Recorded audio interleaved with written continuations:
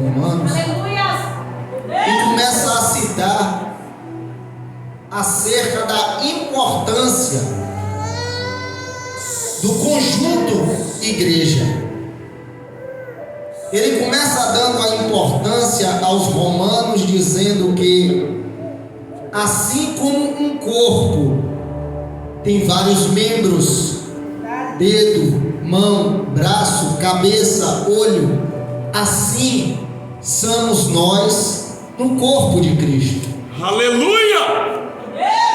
Mas, irmão, por que na igreja cada um tem um jeito diferente? Porque assim como os nossos membros não são iguais, assim somos nós. A cada um tem um jeito de ser, uma maneira de falar, uma maneira de agir, mas participamos de um só corpo.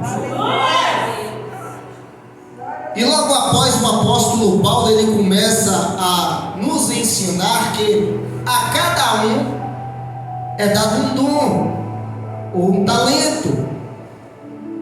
Uns a louvar, outros a pregar, outros a exortar, a presidir, a ensinar, Louvado seja Deus.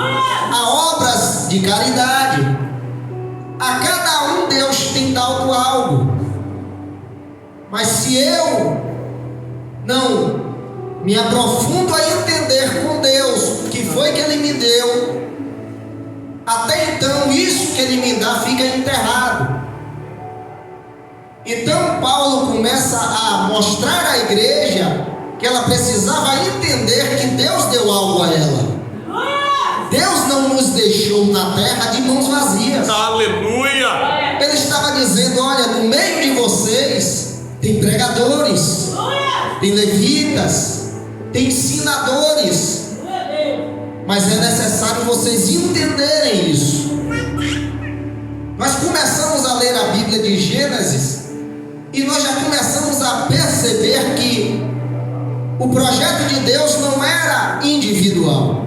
Aleluia! O mesmo que faz os céus e a terra, em tudo que nela há, cria um homem chamado Adão. Glória a Jesus.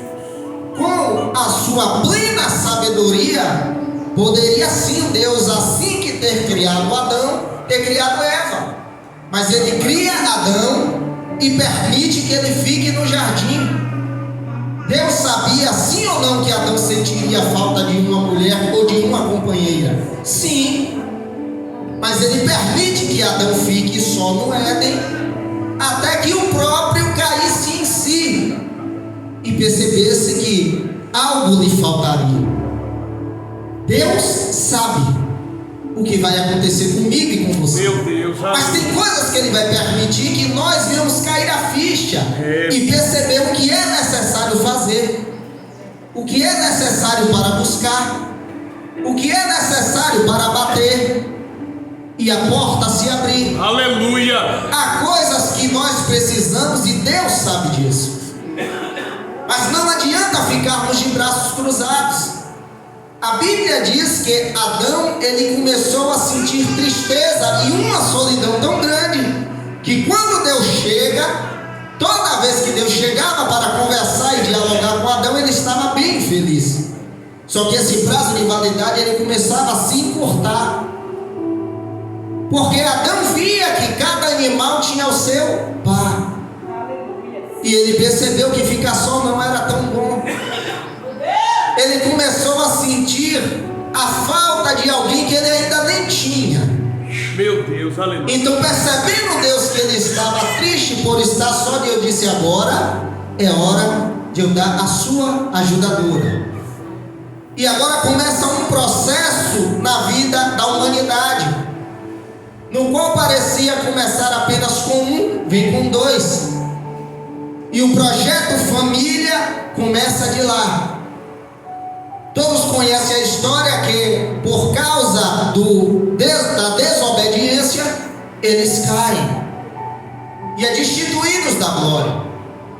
Mas mesmo assim, Deus já começa a falar com o homem por uma ação de que ele ainda acreditaria na raça humana.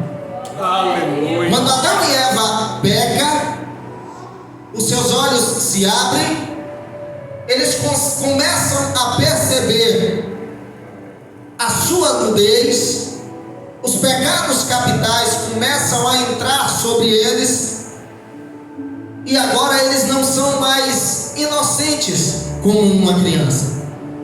Ele agora tem maldade, eles agora sabem o que é certo e o que é errado. Mas só que agora eles não podem mais ficar no jardim. E o primeiro ato de Deus é pegar um cordeiro sem mancha, sem mácula e sem culpa. Mata este cordeiro e da sua pele faz as vestes para Adão e Eva. Meu Deus, Jesus! E aí começamos a ver o primeiro animal que é morto inocente, simbolizando ao que aconteceria lá na frente com Cristo Jesus. Aleluia! Glória a O Deus! Senhor que desce sem pecado, sem mancha e sem mácula, que iria fazer lá na frente algo semelhante. Mas ainda vindo lá de trás, começamos a ver Deus ter comunhão com o homem na terra. E nós começamos a perceber que Louvado seja nunca Deus! há apenas um homem. Aonde havia um homem, havia uma mulher. Aonde havia mulheres, havia filhos. E Deus continua agindo em unidade. Deus continua falando com o seu povo, porém Ele sempre mostrou que o seu amor era para daqueles que também ouviam a sua palavra, mas que não perdiam a comunhão. Aqueles que entendiam que o que Deus queria para o homem era que eles se relacionassem um com o outro em amor, Aleluia! em amizade, em entendimento. Glória a Jesus! Porém, o pecado sempre ia afastando o homem e a mulher dos propósitos de Deus. Porque há uma luta espiritual dentro de nós. Da mesma maneira que o Espírito Santo nos impulsiona para fazer o que é correto, a nossa carne nos mostra outro caminho, que também é bom, porém é um caminho de morte. É um caminho agradável, sim, é um caminho que nos dá prazer, porém é esse o caminho que nos afasta de Deus. E o homem sempre viveu nessa balança entre o desejo da carne e a vontade de Deus. Então foi por isso que foi necessário um dia entre Malaquias e Mateus, aquela divisão de tempo de mais de 400 anos de Deus não falava com o homem, porque de inúmeras chances que foi dada, a Bíblia ainda nos revela no Antigo Testamento. Louvado seja A Deus! Escritura diz que Deus se arrependeu, mas quando pregamos a origem no hebraico, quer dizer, e se entristeceu Deus de ter feito o homem, em ver toda a maldade que havia feito sobre a face da terra. E a Bíblia diz que agora ele se calou, mesmo ele nos dando a oportunidade, mesmo ele tendo a mesma oportunidade de destruir toda a raça humana, e agora ele se cala.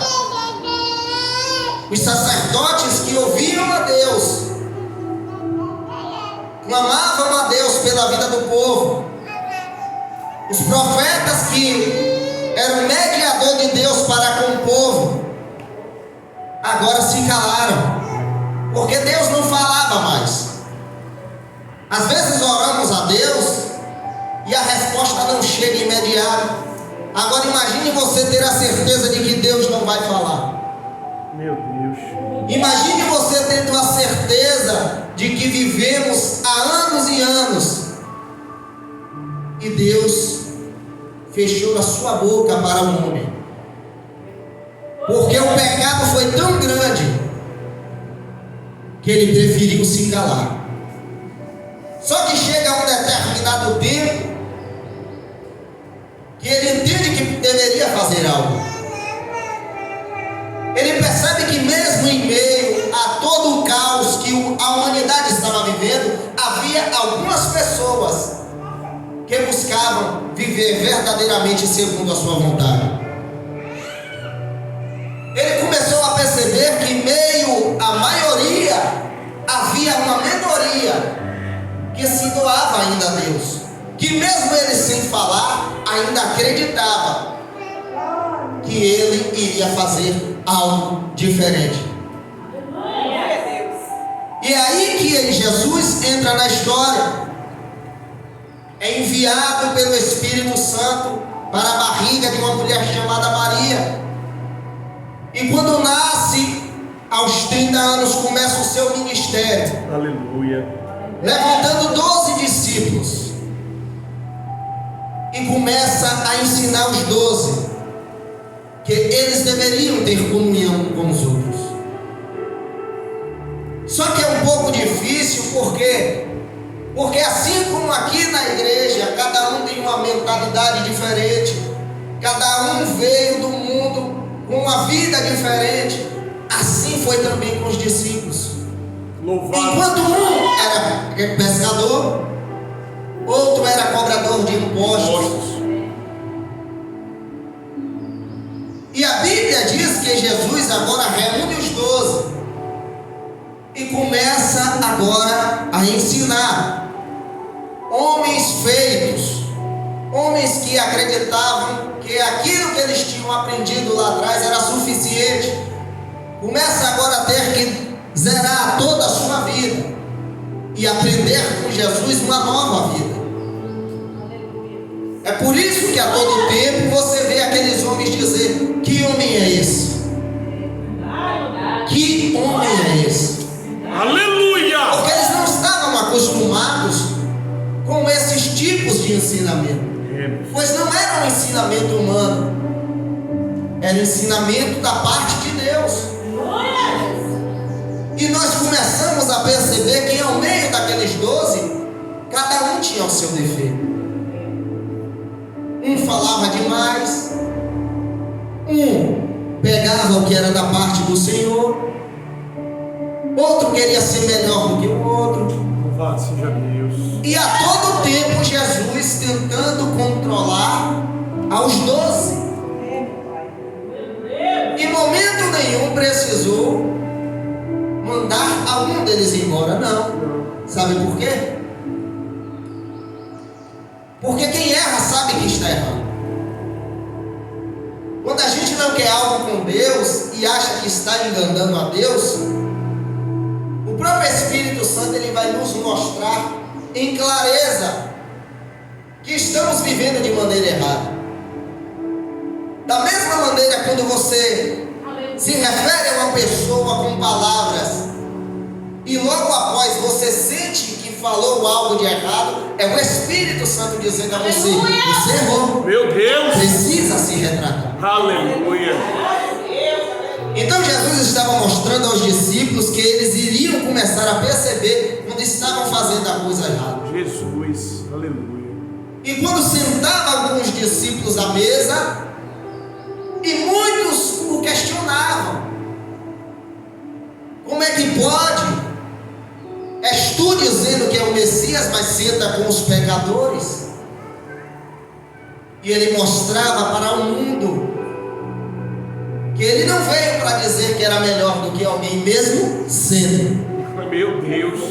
Ele não veio para mostrar para a humanidade que ele precisava ser alguém aqui em nosso meio, descendo em um cavalo diferenciado, mas preferiu uma jumentinha. E agora os discípulos estão aprendendo pouco a pouco com o mestre. Mas ainda falta uma coisa: conversão, o convertimento, Aleluia. o entendimento de que é necessário matar os seus desejos para reviver os desejos de Deus. Glórias ao Senhor Jesus. E quando Deus é crucificado e sobe às nuvens, que envia o Espírito Santo Consolador, aquele que Jesus disse: enviarei um Consolador, assim como ele, ou igual a mim. E o Consolador Espírito Santo, ele agora começa a trabalhar na vida dos discípulos. E eles conseguem começar a entender o motivo de todo aquele tempo Jesus tem ensinado. Conjecturando, eu começo até a entender que os discípulos disseram: perdemos muito tempo enquanto ele estava com nós. Achávamos que ele ia passar a vida toda aqui, mas ao tempo todo ele nos dizia que iria. E nós aqui disputamos por coisas fúteis. Aleluia. Querendo perguntar a ele quem sentaria à direita ou à esquerda da sua glória, sendo que só entrando lá já era vitória. Eu começo a conjecturar e perceber os discípulos agora percebendo que a presença física de Jesus não estava mais com ele. E agora eles precisam caminhar.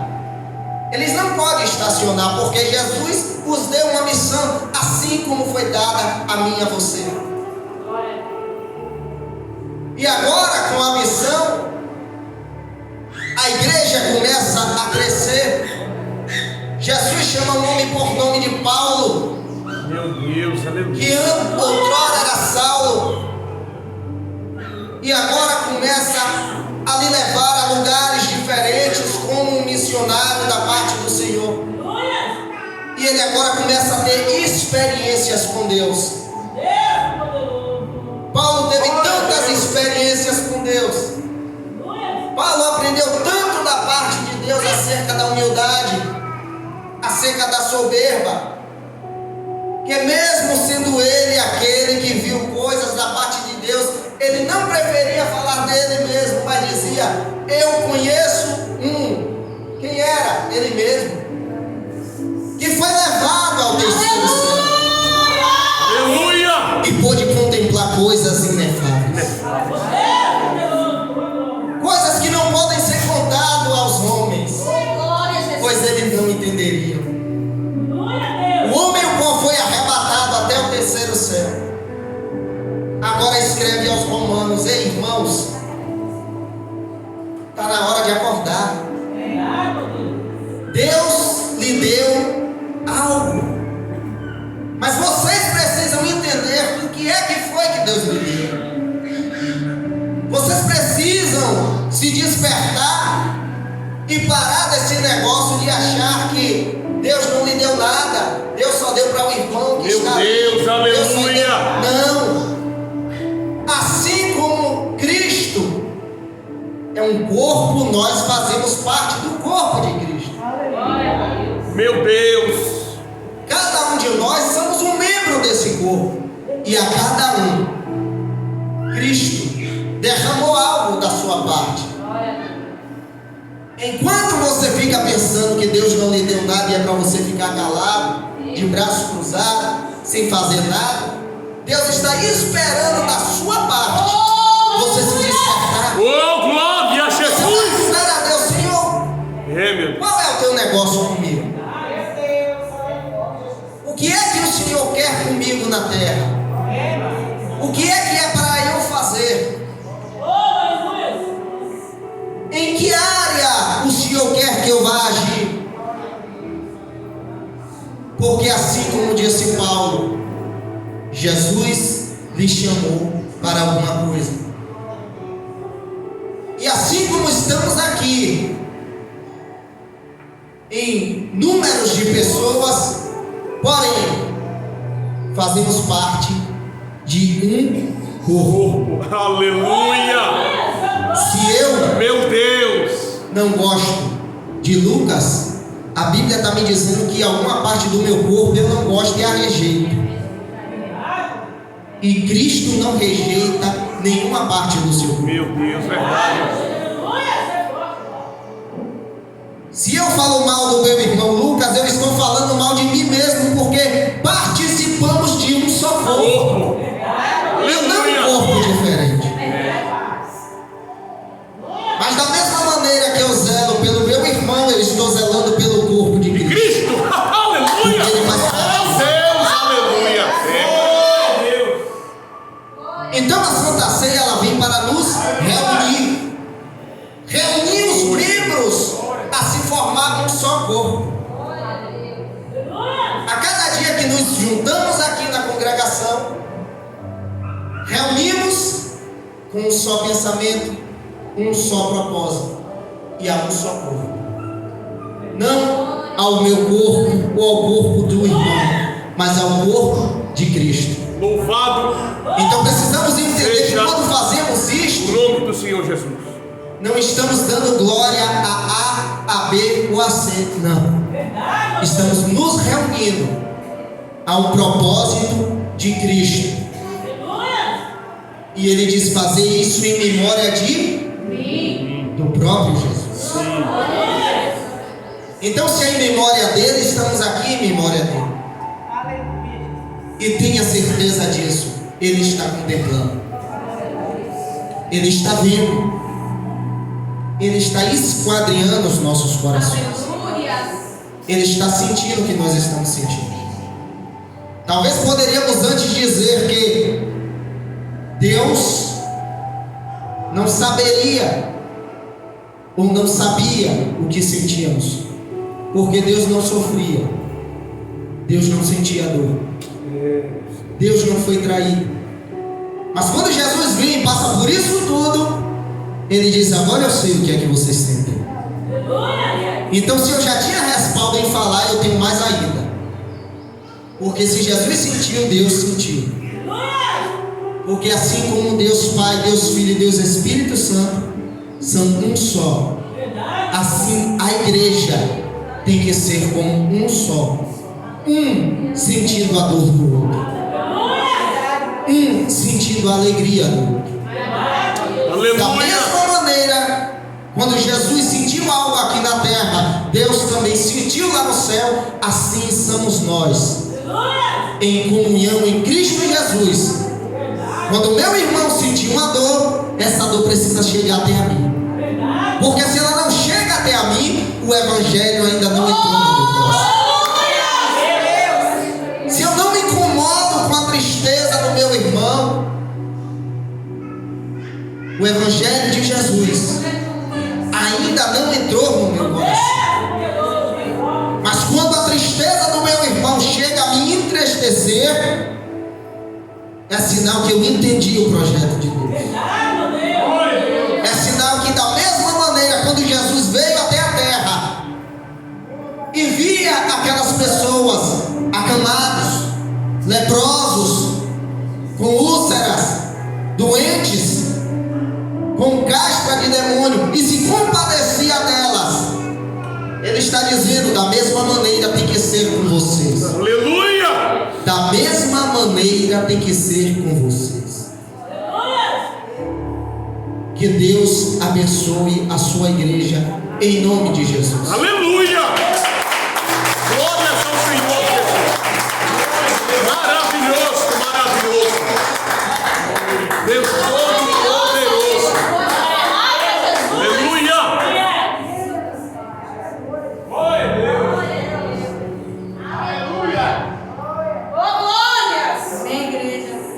Amém. Amém.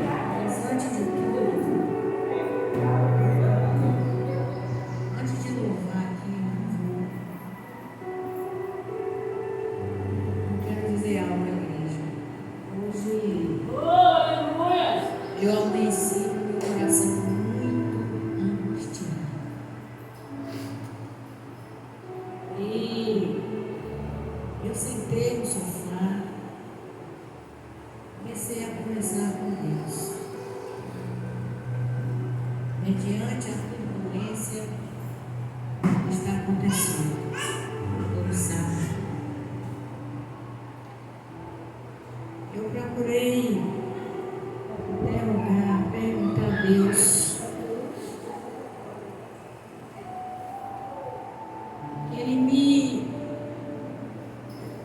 explicasse alguma coisa, que fizesse ele entender.